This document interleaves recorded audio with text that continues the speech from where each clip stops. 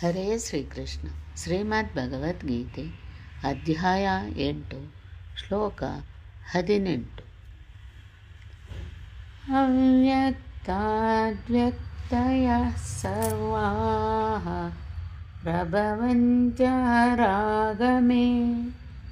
ರಾತ್ರ್ಯಾಗಮೇ ಪ್ರಲೀಯಂತೆ ತತ್ರೈವಾವ್ಯಕ್ತಸಂಜ್ಞತೆ.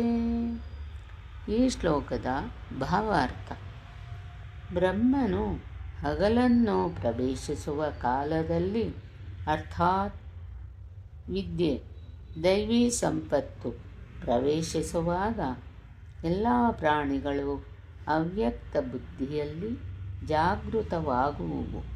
ಹಾಗೂ ರಾತ್ರಿಯನ್ನು ಪ್ರವೇಶಿಸುವಾಗ ಮತ್ತೆ ಅದೇ ಅವ್ಯಕ್ತ ಅದೃಶ್ಯ ಬುದ್ಧಿಯಲ್ಲಿ ಜಾಗೃತಿಯ ಸೂಕ್ಷ್ಮ ತತ್ವಗಳು ಅಚೇತನವಾಗುವುವು.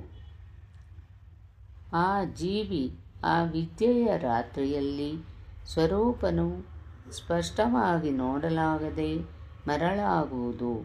ಆದರೆ ಅಸ್ತಿತ್ವವು ಜಾಗೃತಿ, ಮೂರ್ಛೆ ಇವೆರಡೂ ಬುದ್ಧಿಯ ಮಾಧ್ಯಮಗಳು. ಇದು ಎಲ್ಲರಲ್ಲೂ ಅವ್ಯಕ್ತವಾಗಿ ಹಬ್ಬಿ ಹರಡಿರುವುದು ದೃಷ್ಟಿ ಗೋಚರವಾಗದು